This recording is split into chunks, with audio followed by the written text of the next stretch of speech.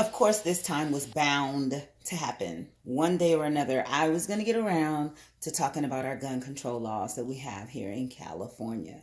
So, recently in the news was some video gamer who shot up a video game uh, tournament in Florida. And like my heart goes out to all those who lost their lives and their loved ones and things like that, and those who got hurt. Is a very traumatic experience, and that's not anything to be made fun of. Um, but every time something like this happens, especially when there's a mass shooting of some sort, um, everybody says we need to have better gun control laws in other states. California has some of the strictest gun control laws, and I want to talk about it. Like, how did that come about? I'm in California right now. I recently moved from Memphis, Tennessee. In Tennessee, I had no problem getting a gun. I had no problem getting licensed. They have what's called the Castle Doctrine, which means that you have a right to protect your house, your car, and your place of business, even without a gun license. But I went ahead and got my license. I took the class. It wasn't a big deal. I got 100% on my accuracy in shooting. You had to have at least 70% to pass. 50 rounds, I got 100% because my accuracy is on point. But the thing that stands out to me is that here in California, they have some of the strictest gun laws. And when you do the research on history to figure out why it is because of a small little organization of Negroes who called themselves the Black Panther Party for self-defense. Now, back in the 1960s, for those of you who don't know, let me take you back in history a little bit. Here in California, there was a lot of police brutality, and the Black Panther Party said, we're not standing for it. We're going to police the police. We're going to ride around behind the police. We're not going to bother them. We're going to know the law. We're going to stand back a certain distance. We're not obstructing justice in any way. However, we're going to stand here with our guns, and we're going to let them know that you're not going to brutalize any of our people anymore. And so the police will pull somebody over, and the Black Panther Party, for self-defense, will pull over right behind them. And they're like, we're just going to stand here and watch, make sure everything is copacetic, you know. But there was a point where there's a guy named Mulford, I guess he was a senator or something, I don't know. He created this bill under the leadership of Ronald Reagan, America's beloved president, who was governor of California at the time. So they came up with this bill that outlaws carrying loaded firearms in public, because those Negroes, the Black Panther Party people, showed up to the state capitol with guns loaded. Like, what is the law? We know our rights. We're standing within our law and within our rights as citizens of California, as citizens of the United States of America. We're following the laws 100%. And folks were like, you know what? They're right. We need to change those laws. So that's what they did. So since 1967, it's been illegal to carry loaded firearms in public.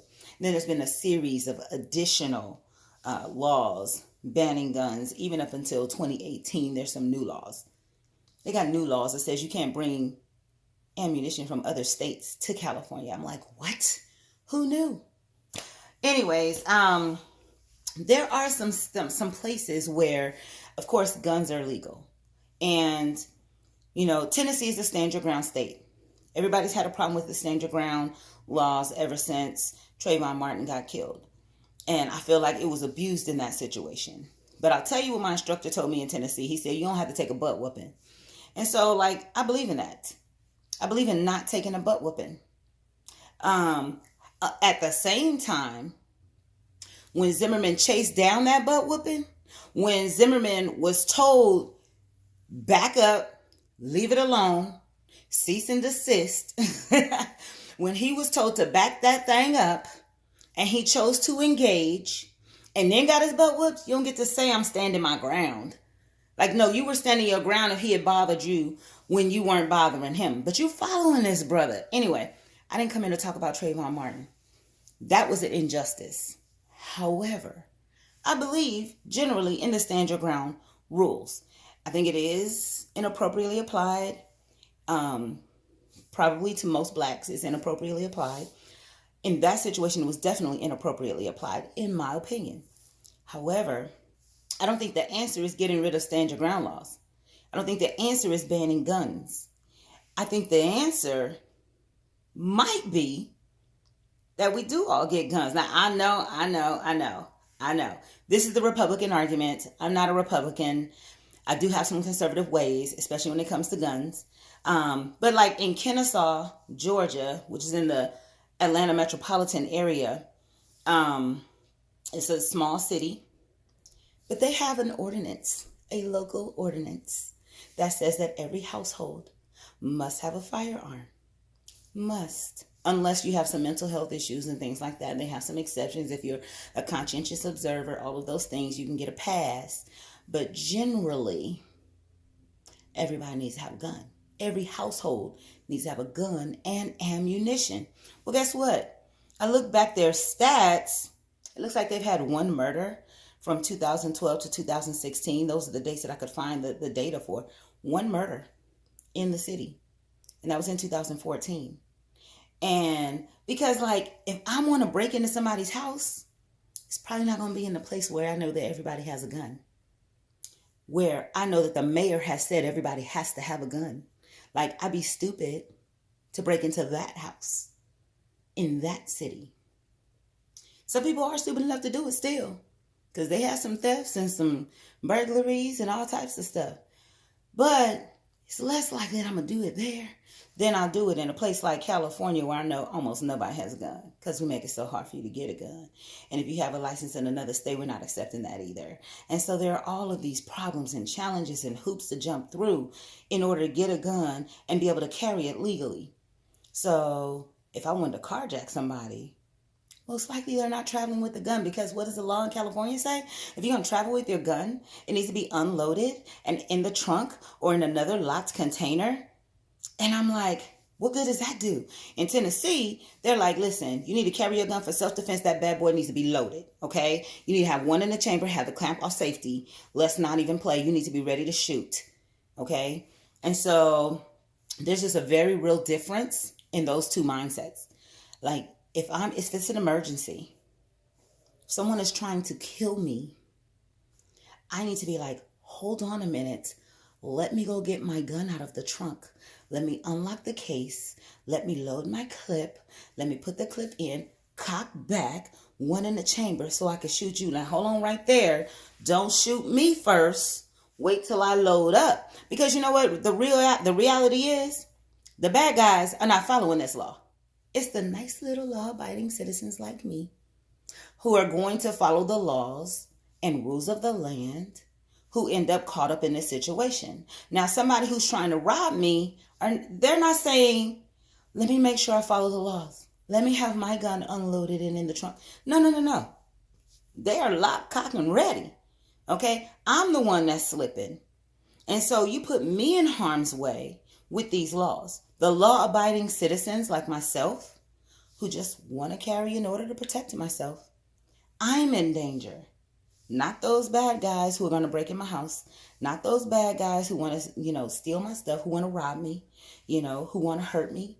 And I don't think that, listen, as sweet as I am, nobody really wants to hurt me. But there's some folks who don't know me. And all they know is she got something I want. So anyways, I just want to be prepared. And I feel like my preparation is at risk. I feel like my safety is at risk. I feel very unsafe here in California. And, we do need to do better with making sure that people with mental health issues have less access to guns. I'm not going to say just because you've ever had a mental health issue, you don't deserve to ever carry a gun. I don't even know what the stipulation should be on that. Like, I'm willing to debate about it. I'm willing to hear sides. I don't have a mental health issue, at least not one that's documented. Not one that, I might be a little bit crazy sometimes, but, nothing documented.